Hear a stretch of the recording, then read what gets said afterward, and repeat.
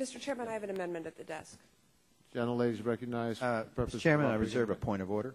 Gentleman reserves a point of order. Mr. Chairman, I ask unanimous consent that the amendment be considered as read. Without objection, gentlelady is now recognized for 5 minutes to explain the Thank amendment. you, Mr. Chairman. And I understand that a question of germaneness has been raised with this amendment.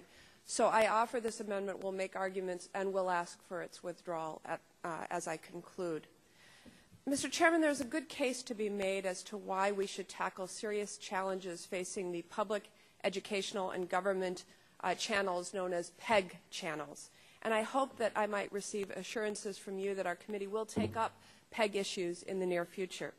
I offer this amendment because of my concerns that Mr. Markey's legislation may not be complete without including our PEG channels in his very productive effort to ensure that Americans with disabilities can fully access existing and emerging technologies. As my colleagues may know, there are over 2,000 PEG studios and an estimated 5,000 PEG channels in the United States. In a day of media consolidation, these local, non-commercial access channels bring unique voices, perspectives, and programming to communities. They also serve as a lifeline to Americans with disabilities, helping people stay connected and fully participate in their democracy.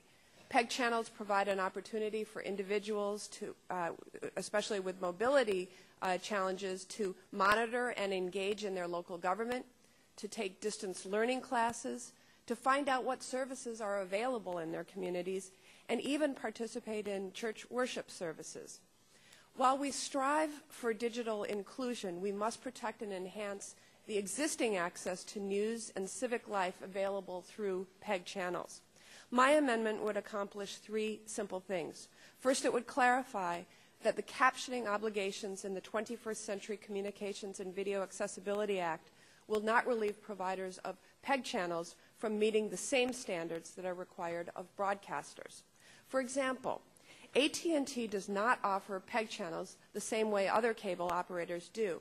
They group all PEG channels in a certain region on channel 99, which works through an on-screen menu-driven system. A person with a visual impairment may have challenges using channel 99 without assistance because of the way the on-screen menu works. Further, AT&T does not offer closed captioning on channel 99 or any of the PEG channels it carries. It offers only open captioning, which scrolls kind of like a CNN ticker. As many people with disabilities know, this is a real problem for those communities who require closed captioning and or second language captioning. My amendment would require providers of PEG channels to meet the same standards that are required of broadcasters and clarifies companies like AT&T are not in compliance with existing law, let alone the new standards set forth in the underlying legislation before us today. Second, my amendment would ensure that Americans with disabilities can rely on their PEG channels for emergency alerts. Unfortunately, some cable companies have started moving PEG channels to a digital-only tier where they are completely inaccessible to analog cable customers, placing an unnecessary burden on low-income and fixed-income individuals and families and people with disabilities. For example, in the state of Texas, Time Warner has begun sending notices to cities, letting them know that as of August 5th, in the midst of hurricane season, PEG channels will be moved from their current analog to digital format. If consumers want to view PEG channels after August 5th, they will have to obtain a converter box at an additional charge to the customer. Finally, my amendment will update existing law to allow communities to use PEG support in whatever manner best serves that community, including using funds to hire personnel. This amendment is based on my CAP Act, standing for Community Access Preservation Act, H.R. 3745, which has been endorsed by the U.S. Conference of Mayors, the National League of Cities, the National Association of Counties, and the Alliance for Community Media and the National Association of Telecommunications Officers and Advisors. I firmly believe that by strengthening our PEG channels, we are fulfilling the promise of Mr. Markey's goal to ensure Americans with disabilities have full access to every means of communication available now and well into the future.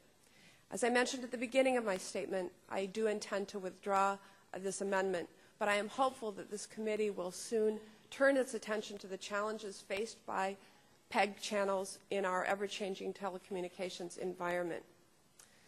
Gentlemen, yield to me. I would be happy to yield. Well, you've raised a very important issue that we need to look at more carefully, and I want to consult with Mr. Boucher, Mr. Barton, Mr. Stearns, and you further on what we can do in this area. Well, I thank the chairman, and with that, I would withdraw the amendment. Without objection, the amendment has been withdrawn. The vote now comes on the Boucher amendment in the nature of a substitute as amended. All those in favor of that motion will say aye. Aye. Opposed, no. The ayes have it, and the motion is agreed to.